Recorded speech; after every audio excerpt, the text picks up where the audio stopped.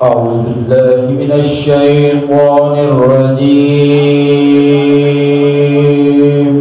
بسم الله الرحمن الرحيم.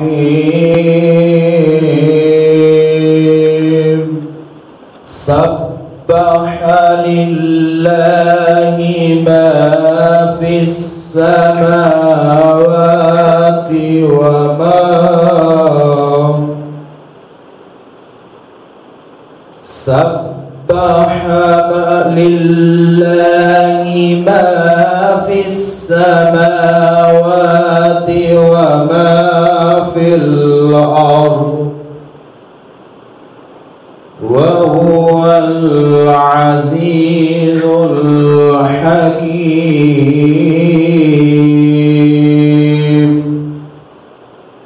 جو کچھ آسمانوں اور جو کچھ زمین میں ہے سب اللہ کی تسبیح کرتے ہیں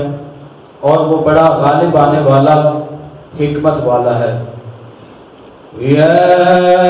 ایھا الذین آمنوا لم تقولون ما لا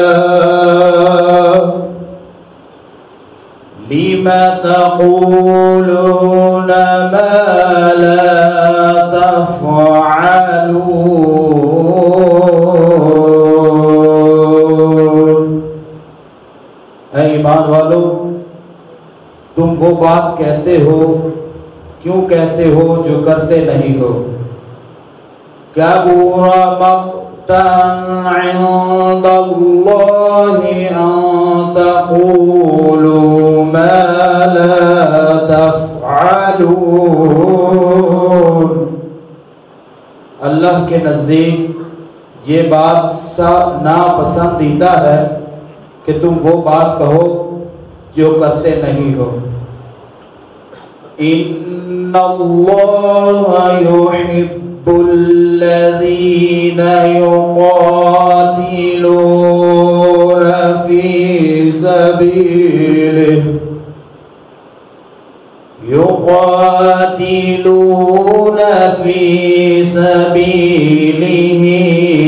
صفا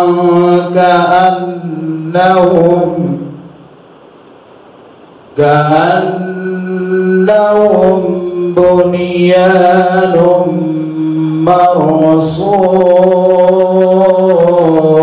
مرصوص. اللہ یقیناً ان لوگوں سے محبت کرتا ہے جو اس کی راہ میں صف بستہ ہو کر اس طرح لڑتے ہیں گویا وہ سیسا پلائی ہوئی دیوار ہیں. صدق اللہ العلی العظیم. اعوذ باللہ من الشیطان اللعین الرجیم. بسم اللہ الرحمن الرحیم. الحمد لآلہ والصلاة علی آلہا. اما بعد فقد قال سبحانہ وتعالی فی قرآن المجید. بسم اللہ الرحمن الرحیم. ان اللہ یحب الذین یقاتلون فی سبیلہ صفا کأنہم بنیان مرصوص. آج اس عظیم ادارہ منار الحسین میں ہم سب کا یہاں پہ اکٹھے ہونا اور بیٹھنا یہ صرف اور صرف اپنے ملک، وطن اور پاک فوج کے ساتھ اظہار یکجہتی کے لیے. یقیناً اس مملکت خداداد پاکستان کہ جس کی بنیاد کلمہ طیبہ پر رکھی گئی، اس میں بسنے والا ہر انسان بالعموم اور ہر مسلمان بالخصوص یہ سمجھتا ہے کہ ہماری اگر زندگیاں ہیں اور ہماری یہ جان ہے تو یہ پاکستان کی وجہ سے ہے اور پاکستان کی سلامتی کے ساتھ ساتھ ہم خود سلامت ہیں. اس لیے کہ یہ عظیم مملکت جو لا الہ الا اللہ محمد رسول اللہ کی بنیاد پر معرض وجود میں آئی، تو اس ملک کی بقا، سالمیت، استحکام اور ترقی کے لیے پاکستان کے ہر شہری کا خون کا ایک ایک قطرہ اس کی حفاظت کے لیے ہمیشہ پیش رہے گا۔ لیکن شروع سے ہی جب سے یہ پاکستان معرض وجود میں آیا 14 اگست 1947 کو، تو فوراً اس کے بعد ہمارے ازلی دشمن ہندوستان، جو کہ پہلے پاکستان بننے کا مخالف تھا، اور جیسے ہی یہ مملکت خداداد معرض وجود میں آئی، تو آنے کے فوراً بعد ہی 1948 میں انہوں نے اس کے اوپر حملہ کر دیا، اور ہمارا ایک حصہ کہ جو پاکستان کی شاہراہ ہے کشمیر، اس کے اوپر کچھ قبضہ کر کے اپنے زیر تسلط کر لیا، کہ جو 1948 سے لے کر آج تک کشمیر ایک متنازع خطہ ہے۔ اور پھر اس کی آڑ میں ہمیشہ ہندوستان نے یہ کوشش کی کہ کسی نہ کسی بہانہ سے پاکستان کی مملکت کے اوپر گاہے بگاہے حملے کیے جائیں، جس کے لیے 1948 کے بعد 1965 کی جنگ اور پھر 1971 کی جنگ، ان تمام جنگوں میں ہماری افواج پاکستان نے ہمیشہ دشمن کو منہ توڑ جواب دیا۔ لیکن آج تک مسئلہ کشمیر کو اقوام متحدہ کی قراردادوں کے مطابق، جو ہمیشہ پاکستان کا یہ مطالبہ رہا ہے کہ کشمیر کو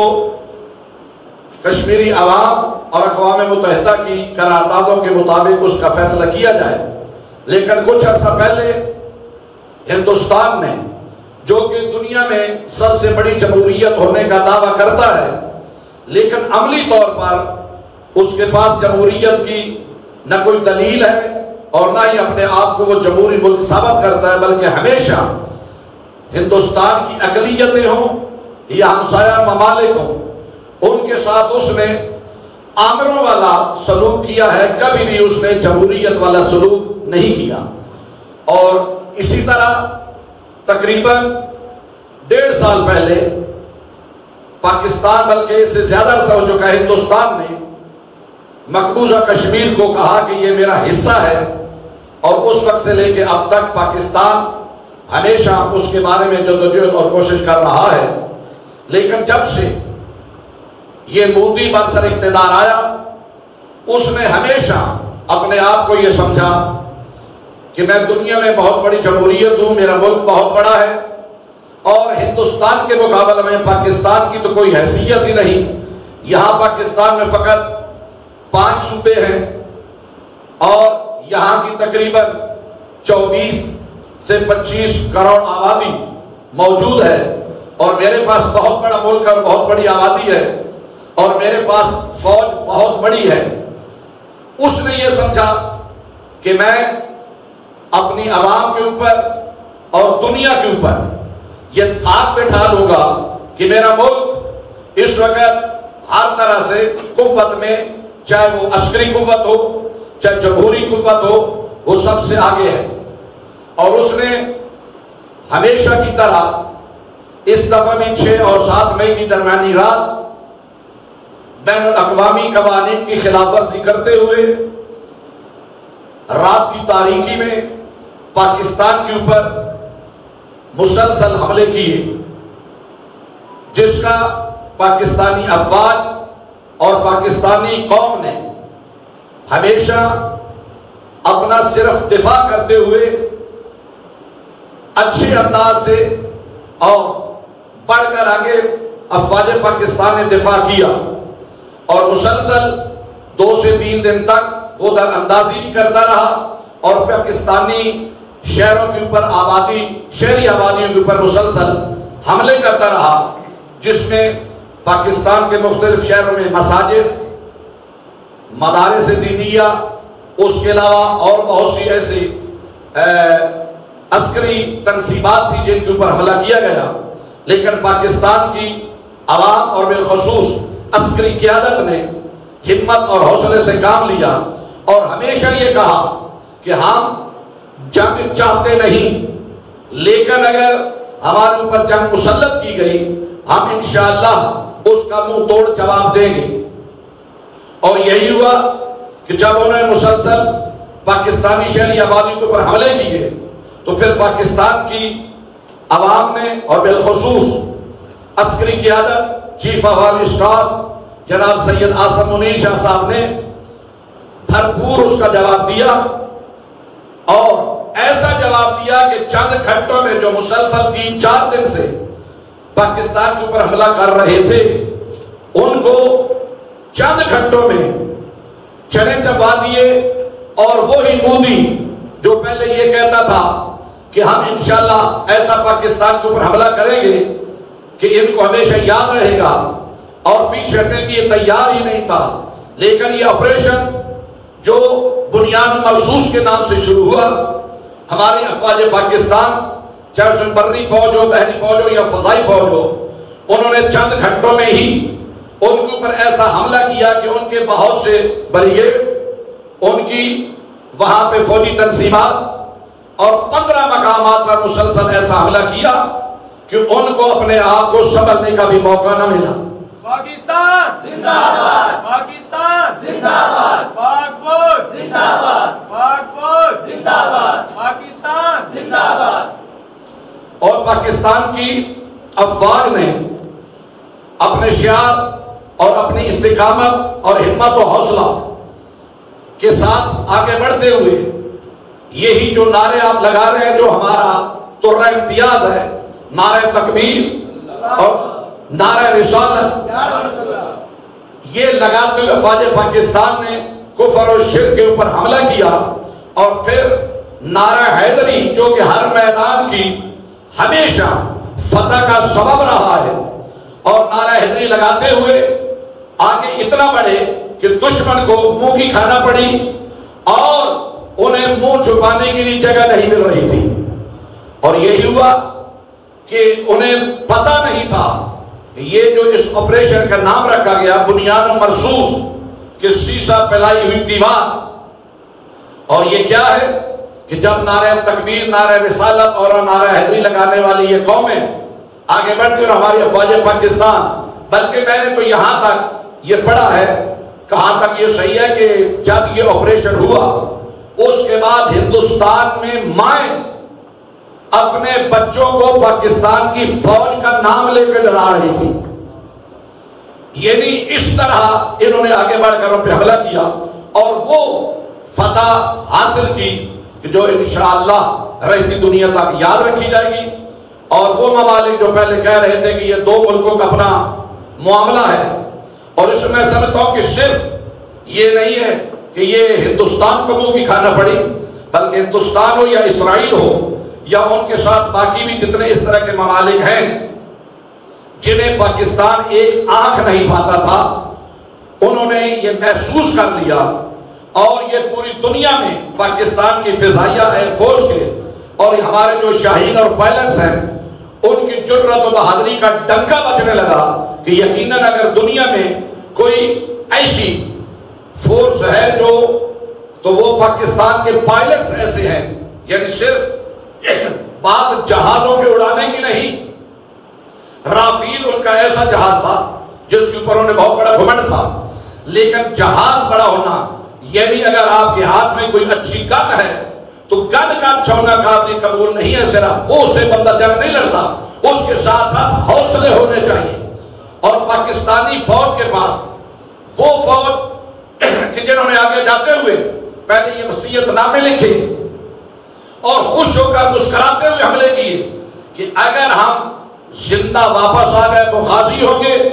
اگر وہاں پہ شہید ہو گئے تو ہم اللہ کی بارگاہ میں سرخرو ہو جائیں گے۔ پاکستان زندہ باد، پاکستان زندہ باد، پاک فوج زندہ باد، پاک فوج زندہ باد، پاکستان زندہ باد، نعرہ تکبیر، اللہ اکبر، نعرہ تکبیر، اللہ اکبر، نعرہ رسالت،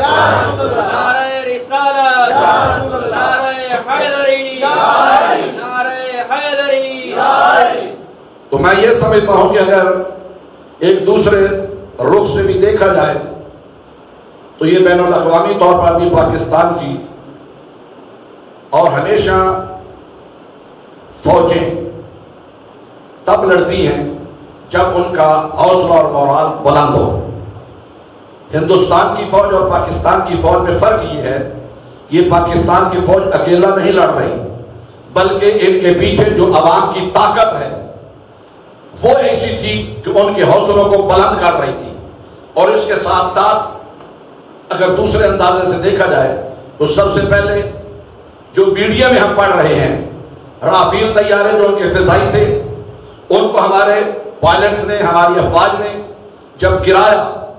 تو اس کی وجہ سے فرانس کا غرور جو ہے وہ سرنگو ہوا. پھر دوبارہ انہوں نے ان ڈرون سے حملہ کیا جو اسرائیل کے تھے. جب ان کو تباہ کیا گیا تو اس سے اسرائیل کو بھی اپنی طاقت کا پتہ چل گیا. پھر جب ان کے S-400 ڈیفنس سسٹم کو تباہ کیا گیا، ہمارے افواج نے کیا، تو اس سے روس سے وہ جو کوئی خرید کرتے تھے اس کا بھی پتہ چل گیا. یعنی صرف یہ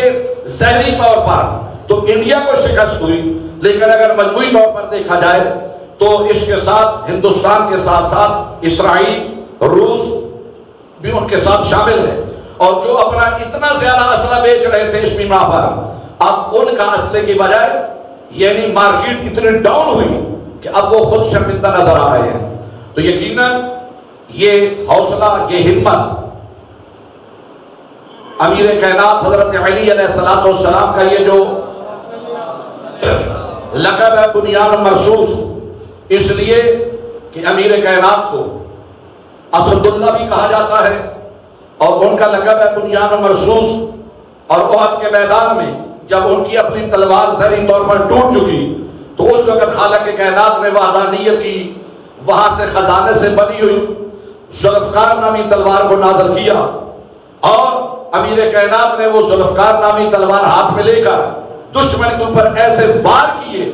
کہ آواز آنے لگی کہ گویا علی ایسے لڑ رہے ہیں کہ بنیان مرصوص جیسے کوئی شیشہ پھیلا دیوار ہوتا ہے. تو یہ حوصلہ، یہ ہمت ہماری افواج میں ہے، اور ہم اپنی افواج کے ساتھ یہ پوری ملت پاکستان کے تمام عوام ملا ہوں اور ملت تشیع شیعان حیدر کرار ہمیشہ، اس لیے کہ یہ پاکستان جو ہے 14 اگست کو بنانے والے محمد اور علی، محمد علی جناح تھے، ساتھ ان کی مشاورت فاطمہ کی تھی. تو یقیناً پاکستان کے ایک ایک انچ کے دفاع اور تحفظ کے لیے یہ شیعان حیدر کرار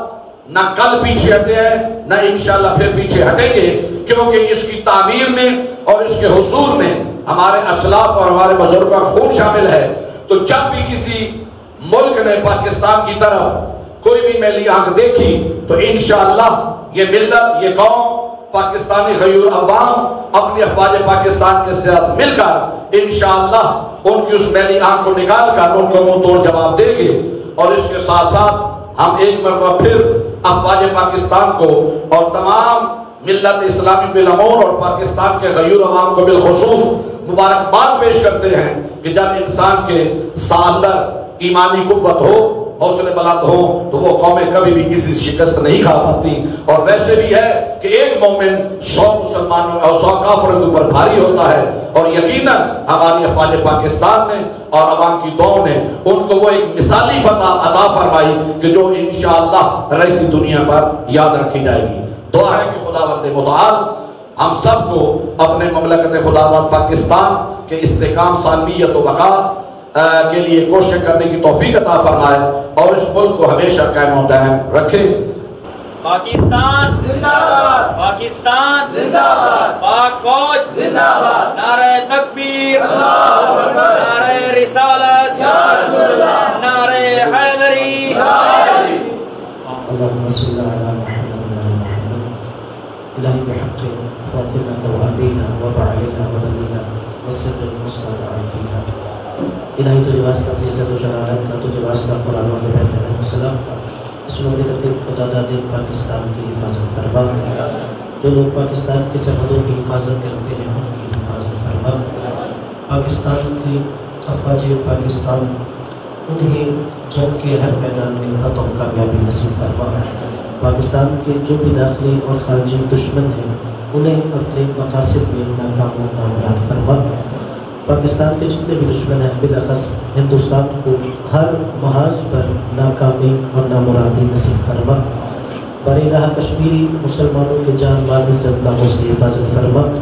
کشمیری مسلمانوں کو ہندو سامراج سے آزادی عطا فرما۔ ہم سب کو پاکستان کی تعمیر و ترقی کے لیے علمی اور عملی حوالے سے کام کرنے کی توفیق عطا فرما۔ جتنے بھی یہاں پہ طلباء اور طالبات موجود ہیں، دعا ہے کہ مالک محمد و آل محمد کے صدقے میں ان سب کے دلوں کو علوم محمد و آل محمد سے منور فرما، تاکہ اسلام اور پاکستان کی سربلندی کے لیے عملی طور پر معاشرے میں بہترین کردار ادا کر سکے۔ دعا ہے کہ مالک ان سب کو بعمل بننے کی توفیق عطا فرمائے۔ اور یقیناً کتنی ایسی دعائیں ہوتی ہیں انسان کے دلوں میں جو زبان پہ نہیں لا سکتا۔ دعا ہے کہ مالک آپ تمام حاضرین کی ایسی دعاؤں کو مستجاب فرمائے۔ جتنے بھی پاکستان کی تعمیر و ترقی کے لیے کام کر رہے ہیں، خواہ وہ سیاسی حوالے سے ہوں، سماجی حوالے سے ہوں، معاشرتی حوالے سے ہوں یا افواج پاکستان ہوں، مالک ان سب کو اخلاص کے ساتھ پاکستان کی سربلندی کے لیے کام کرنے کی توفیق عطا فرمائے۔ مالک پرچم اسلام کو سربلند فرمائے۔ فلسطین کے مسلمانوں کو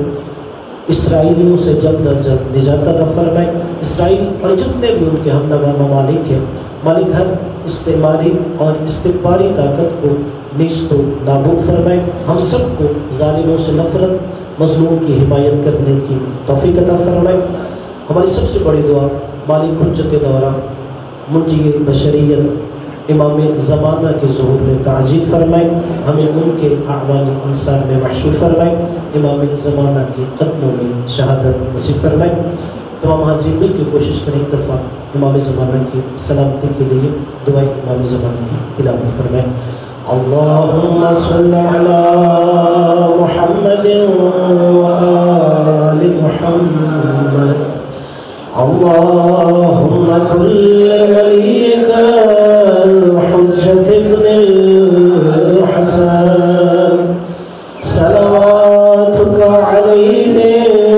وعلی آبائک فی هذه الساعة وفي كل ساعة وليا وحافظا وقائدا وناصرا ودليلا وعيدا وتمتعه فيها طويلا اللهم اجعلنا من شيعته والرابين عنه والمستشهدين بين يديه برحمتك يا أرحم الراحمين اللهم صل على محمد وآل محمد وعجل فرجه۔ اپنے دعاؤں کی قبولیت کے لیے بلند